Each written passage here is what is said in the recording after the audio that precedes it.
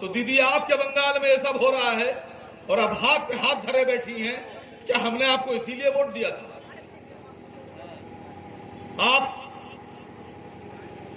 अगर पैसे से मदद नहीं कर सकती हैं तो आप कम से कम उनके घर वालों को, मैं आपके इस बांगुल के मंच से मांग करता हूं सरकार से कि मजलिस इत्तेहादुल मुस्लिमीन ये मांग करती है कि जिन लोगों को बंगाल में मॉब ने लिंच करके मारा है, भीड़ ने घेर कर मारा है, मजलिस इत्तेहादुल मुस्लिमीन ये मांग करती है कि उनके परिवार के लोगों को नौकरी दी जाए और कम से कम 10-10 लाख रुपए सरकार की तरफ से दिए जाए।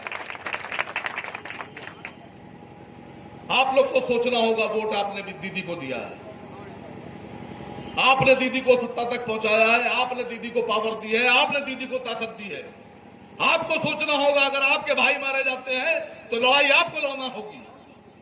आज मुसलमानों के सर पर तलवार लाके लटका दी गई, मुसलमानों के सर पर एक ऐसी तलवार लाके लटका दी गई कि मुझे मालूम यह पड़ा है कि भांगुड़ से भी 2-2, 2,500 हजार आदमी रोज निकलकर ऑफिसर्स जा रहा है अपने नाम ठीक कराने के लिए और नाम दर्ज कराने के लिए। एनआरसी का एक ऐसा हवा लेकर आए हैं आप। भारत सरकार ने यह कह दिया है कि पूरे देश में एनआरसी लागू होगी, जिसको चाहेंगे वो ये कहकर बाहर कर देंगे कि तुम हमारे नागरिक नहीं हो। मैं आप लोगों से ये वादा करके जा रहा हूं, एमआईएम की तरफ से ये आपसे वादा है, घबराने की और डरने की जरूरत नहीं है। एमआईएम हर पल, हर कदम, हर लम्हा अपने हिंदुस्तान के सभी मुसलमान भाइयों के साथ कदम से कदम मिलाकर खड़ी है। हम आपकी पूरी लड़ाई लड़ेंगे, एनआरसी से डरने की जरूरत नहीं है। अगर आपको कोई डराने की कोशिश करेगा तो हम सब मिलकर उसका मुकाबला करेंगे। यह मुल्क किसी के बाप की जागीर नहीं है, यह मुल्क हम सबका है, यह मुल्क हमारा भी है। अगर तुम्हारा है तो हमारा भी हक इस मुल्क पर उतना ही है जितना तुम्हारा है। अगर तुम हमें इस मुल्क से बाहर निकालने की बात करोगे तो हम तुम्हारे सामने ढाल और तलवार बनके खड़े हो जाएंगे। हम तुम्हारा मुकाबला करेंगे। हम अपने प्यारे वतन से कहीं जाने वाले नहीं हैं। एमआईएम जिंदाबाद, कासिम आका साहब जिंदाबाद, मजलिस इत्तेहादुल मुस्लिमीन जिंदाबाद। मैं आप लोगों का ये शुक्रिया अदा करता हूं कि आज जिस तरह से लगातार बारिश हो रही थी, मुझे तो आना था बहुत पहले, मुझे तो आपके बीच में 3 बजे आ जाना चाहिए था। वो आज अंधेरा हो गया, 6:30-7 बज रहा है। आप फिर भी यहां बैठकर इंतजार कर रहे हैं। मैं इसके लिए आपका सर माथे से सलाम करता हूं और आप लोगों से ये वादा करता हूं कि मजलिस इत्तेहादुल मुस्लिमीन हमेशा आपके बीच में, आपके दिलों में रहेगी। आपको कभी भी ये एहसास नहीं होने दिया जाएगा कि हिंदुस्तान का मुसलमान अकेला है।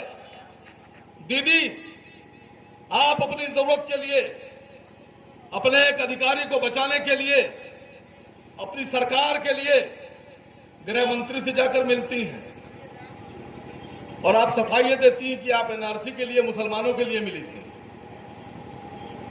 अगर आपको मुसलमानों की इतनी फिक्र थी तो आपको मुसलमानों की बात करना चाहिए थी, मुसलमानों के लिए खड़ा होना चाहिए था, मुसलमानों के लिए लड़ाई लड़ना चाहिए थी।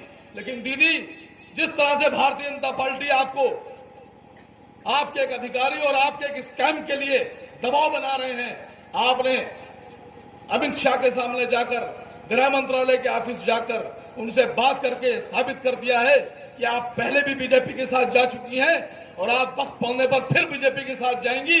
आप मुसलमानों को लावारिस छोड़ने के फिराक में है, लेकिन हम ये वचन दे रहे हैं कि मुसलमान अब लावारिस नहीं है। मुसलमानों के साथ जनाब असद ओवैसी साहब कदम बकदम खड़े हैं। मजलिस इत्तेहादुल मुस्लिमीन लोकसभा का चुनाव नहीं लड़ी। मजलिस इत्तेहादुल मुस्लिमीन ने लोकसभा के चुनाव में इसलिए हिस्सा नहीं लिया कि हमें यकीन था कि ममता बनर्जी और तृणमूल कांग्रेस भारतीय जनता पार्टी का मुकाबला करेगी, पूरी शिद्दत से करेगी, पूरी ताकत से करेगी। असद साहब ने ऐलान भी किया कि भारतीय जनता पार्टी को रोकना है तो जहां पर भारतीय जनता पार्टी को जो पार्टी रोक रही है उसको वोट दीजिए। असद साहब ये चाहते थे कि भारतीय जनता पार्टी बंगाल में 0 सीट पर आए। असद साहब ये चाहते थे कि भारतीय जनता पार्टी बंगाल की किसी सीट से न जीते, लेकिन आप बीजेपी को नहीं रोक पाएंगे। आपके बहुत से लोग भारतीय जनता पार्टी में चले गए, लेकिन अगर आपके साथ कोई खड़ा है तो वो मुसलमान खड़ा था। लेकिन आपने मुसलमानों के साथ वो वफादारी नहीं की है जो मुसलमानों ने आपके साथ वफादारी की है। मुसलमान अब सो नहीं रहा है, मुसलमान अब जाग गया है। मुसलमान को पता है कि अगर हमारा हक कोई नहीं देगा तो हमें उससे अपना हक उसके हलक में हाथ डालकर कैसे निकालना है। मैं आप लोग का शुक्रिया अदा करता हूं कि आप लोगों ने अपना कीमती वक्त दिया। आप लोग जब भी मुझे बुलाएंगे मैं आपके बीच आऊंगा। 2022 में आप क्या चुनाव है सर? 2022 में कब? 2021 में बंगाल में चुनाव है। आप लोगों ने तो अपने एमपी को, आप क्या से कौन है एमपी? निमी चक्रवर्ती। आप लोगों ने अपना एमपी चुनकर दिया, आप लोगों ने अपना विधायक चुनकर दिया, लेकिन जो आपके साथ सरकार की तरफ से होना चाहिए था वो नहीं हुआ। मैं ये वादा कर रहा हूं कि 2021 के विधानसभा चुनाव में एमआईएम आपके बीच अपना कैंडिडेट लेकर आएगी। पूरे बंगाल में एमआईएम चुनाव लड़ेगी। तो क्या आप लोग एमआईएम के कैंडिडेट को अपना वोट देकर जिताने का काम करेंगे? मैं एक नारे के साथ अपनी बात खत्म करता हूं और मैं जानता हूं कि जितना मोहब्बत आप लोग असद साहब से करते हैं उतनी ही मोहब्बत असद साहब भी आकर उसकी रोशनी से इस भांगड़ को रोशन करिए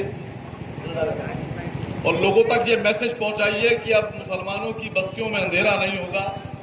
मुसलमान जाग गया है, हमें पता है कि हमें रोशनी कैसे करना है। जानता हूं कि आज हिंदुस्तान में हमारी कौम के हालात जहां पर पहुंचा दिए गए हैं, उसके लिए अगर हम आप सफर नहीं करेंगे, हम आप घरों से नहीं निकलेंगे, हम आप एक दूसरे का हाथ पकड़कर अगर नहीं चलेंगे तो शायद हम देर कर देंगे। हमें अब एक दूसरे के साथ सड़कों पर निकलकर अपनी कौम के लिए जागना है और लड़ाई लड़ना है। मैं बंगाल में दीदी से एक गुजारिश भी करने आया हूं और एक सवाल भी करने आया हूं। दीदी, बंगाल के मुसलमानों ने आपको पूरी ताकत और पूरे जज्बे के साथ वोट देकर हुकूमत में इसलिए भेजा था कि आप बंगाल के मुसलमानों की हिफाजत करेंगी, बंगाल के मुसलमानों के लिए आवाज उठाएंगी, बंगाल के मुसलमानों के लिए बात करेंगी, बंगाल के मुसलमानों की लड़ाई लड़ेंगी। लेकिन आज पूरे हिंदुस्तान में अगर सबसे ज्यादा मॉब लिंचिंग कहीं हो रही है तो वो बंगाल है। सबसे ज्यादा अगर मुसलमानों पर हमले कहीं हो रहे हैं तो वो बंगाल है, और सबसे ज्यादा मुसलमान अगर मारे जा रहे हैं तो वो बंगाल है। एक सनाउल शेख नाम का बच्चा मारा गया। मजलिस इत्तेहादुल मुस्लिमीन के हमारे जमीर साहब उसके घर गए, जाकर उसको 80,000 रुपए की मदद दी और उसका केस लड़ने का वादा किया और वो अपने वादे पर खरे उतरे। सनाउल शेख के केस में जो भी जरूरत की चीजें, जो भी कागजात और वकील लग रहे हैं, वो जमीर साहब उठा रहे हैं। अभी